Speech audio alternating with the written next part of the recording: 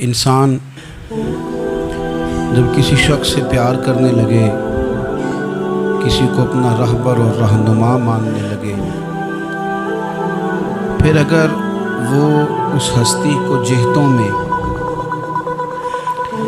اور مختلف قسم کی سمتوں میں قید کرنے لگے تو اس کی محبت کمزور سی نظر آتی ہے۔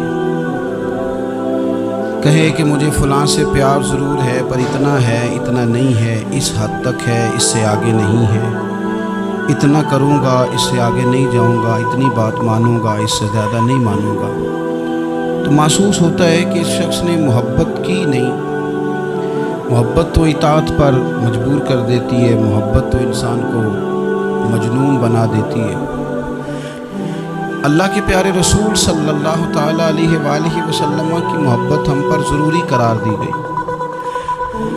جس طرح حدیث پاک میں یہ فرمایا گیا نا کہ تم اتنی دیر تک مومن نہیں ہو سکتے جب تک ہر چیز سے بڑھ کر، ہر شخص سے بڑھ کر نبی پاک علیہ السلام سے پیار نہ کرو، اسی طرح قرآن مجید نے فرمایا کہ فلا وربک، اے محبوب ہمیں آپ کے رب کی قسم، اے محبوب آپ کے رب کی قسم، لا یؤمنون حتی یحکموک فیما شجر بینہم، یہ اس وقت تک مومن نہیں ہو سکتے جب تک اپنے ہر معاملے میں آپ کو حاکم تسلیم نہ کر لیں۔ یہ آپ کو حاکم تسلیم کر لیں، ہر بات میں آپ کا حکم ماننے لگے تو آپ کا رب پھر ان کو مومن مانے گا۔ ہر معاملے میں، نماز پڑھنے میں بھی نبی پاک کا حکم ماننا ہے، اور شادی کرنے میں بھی نبی کریم کا حکم ماننا ہے، روزہ رکھنے میں بھی حضور کا حکم ماننا ہے، اور تجارت کرنے میں بھی نبی کریم علیہ السلام کا حکم ماننا ہے۔ جس طرح ہم لوگوں نے نوافل پڑھنے میں، تلاوت کرنے میں رسول کریم علیہ السلام کی بات کو سننا ہے، اسی طرح ہم نے فیصلے کرنے میں، کچہری میں جانے میں، عدالت میں پہنچنے میں، وہاں بھی ہم نے نبی کریم صلی اللہ تعالیٰ علیہ وسلم کی بات پر ہی غور کرنا ہے، اور سرور کائنات علیہ السلام کو ہر معاملے میں از اول تاخیر اپنا حاکم تسلیم کرنا۔ جب ہم اس مفہوم کو سادہ لفظوں میں لیتے ہیں نا کہ ہر معاملے میں حضور سید عالم صلی اللہ علیہ وسلم کا قول فیصل ہوگا، تو پھر ہم کہتے ہیں کہ دنیا میں جب نظام مصطفیٰ نافذ ہو پھر حضور کا قول فیصل ہے۔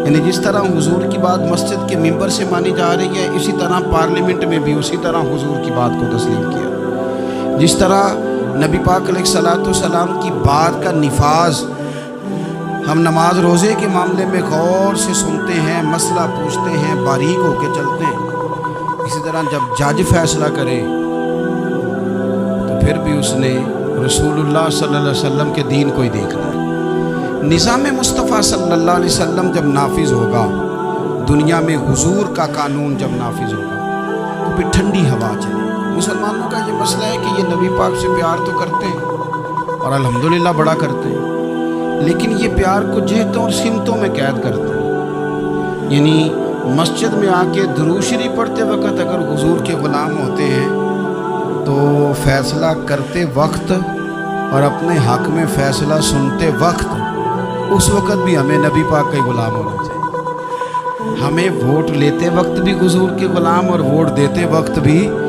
نبی پاک صلی اللہ علیہ وسلم کے غلام۔ جب تک نظام نافذ نہیں ہوتا، نظام،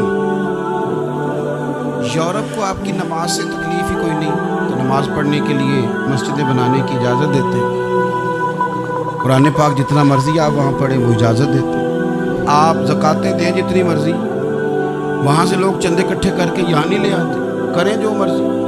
ان کو آپ کی نہ نماز سے پریشانی ہے، نہ مسئلہ زکوٰۃ سے پریشانی ہے، نہ صوم و صلات سے مسئلہ ہے۔ ان کو تو مسئلہ یہ ہے کہ کچہری میں کہیں نبی پاک کا دین نہ آ جائے، ان کو تو مسئلہ یہ ہے کہ کہیں پارلیمنٹ میں حضور کا دین نہ آ جائے۔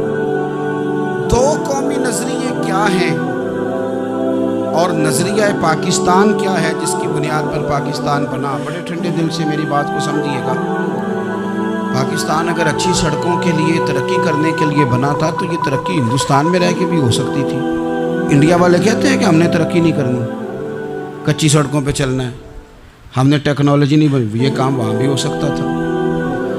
اگر آپ یہ کہیں کہ پاکستان جمہوریت کی مضبوطی کے لیے بنایا تھا کہ ڈکٹیٹر کوئی نہیں آئے گا، صرف جمہوری قوتیں کام کریں گی، تو جمہوریت میں تو انڈیا بظاہر آگے نکل گیا ہے، ان کی جمہوریت تو زیادہ اچھی نظر آتی ہے، کبھی ڈکٹیٹر نہیں آیا۔ آپ نے پاکستان کیوں بنایا؟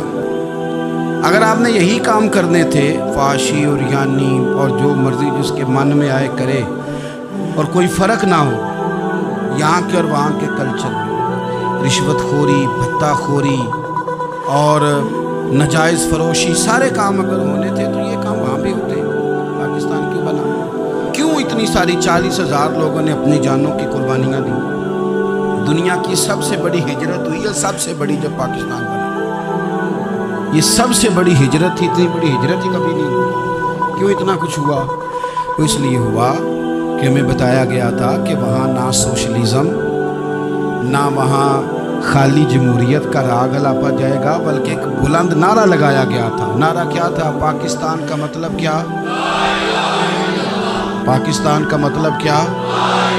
لا الہ الا اللہ محمد رسول اللہ صلی اللہ علیہ وسلم۔ یہ عنوان بنایا گیا۔ غریب آدمی کو بتایا گیا کہ جب پاکستان بنے گا تو وہاں حضور کا نظام نافذ ہوگا، جاگیردار کی اور غریب کی تفریق ختم ہوگی۔ جس طرح امیر کے بچے کو کالج میں داخلہ ملے گا، غریب کے بچے کو نہیں ملے گا۔ وہاں بتایا گیا کہ لوگ وہاں ہر لحاظ سے اپنے آپ کو برابر سمجھیں گے۔ وہاں وہی بات ہوگی جو جناب صدیق اکبر کرتے تھے، وہاں وہی جملے دہرائے جائیں گے جو حضرت عمر فرماتے تھے، وہاں اسی طرح غریب پر سخاوت کی جائے گی، اسے دیا جائے گا جس طرح حضرت عثمان غنی کرتے تھے، وہاں اسی طرح فقر کا دور دورہ ہوگا، سادگی کا حسن ہوگا، اپنائیت کا نور ہوگا جو مولا علی شیر خدا نے عطا فرمایا تھا۔ اس سوچ کی بنیاد پر پاکستان بنایا گیا، اس سوچ کی بنیاد پر، اور اسی سوچ کو آگے لے کر کے جایا گیا۔ کوئی سیاسی پارٹی اب یہ بات نہیں کرتی۔ دو قومی نظریے کا معنی یہ تھا کہ ہندو الگ قوم ہے، مسلمان ایک الگ قوم ہے، ان کا رہنا سہنا، اٹھنا بیٹھنا، کھانا پینا الگ ہے، ہمارا اٹھنا بیٹھنا، کھانا پینا، سارے معاملات الگ ہیں، تہذیب و تمدن الگ ہے، لہذا ہمیں الگ سے خطہ چاہیے جہاں ہم اسلامی نظریات کے مطابق آزاد ہو کے اپنا وقت گزار سکے۔ اس دو قومی نظریے کی بنیاد پر، دو قومی پہلے تو علامہ اقبال اس کے قائل نہیں تھے۔ علامہ اقبال کا پہلے خیال یہ تھا کہ سارے جہاں سے اچھا ہندوستان ہمارا، یہ اقبال نے لکھا تھا۔ پھر اقبال کہتے ہیں میری سوچ بدلی، اور پھر میں نے کہا کہ نہیں، خطوں کے زور پہ نہیں، آپ رنگ نسل کے زور پہ نہیں، بلکہ کہنے لگے کہ اپنی ملت پر قیاس اقوام مغرب سے نہ کر، خاص ہے ترکیب میں قوم رسول ہاشم۔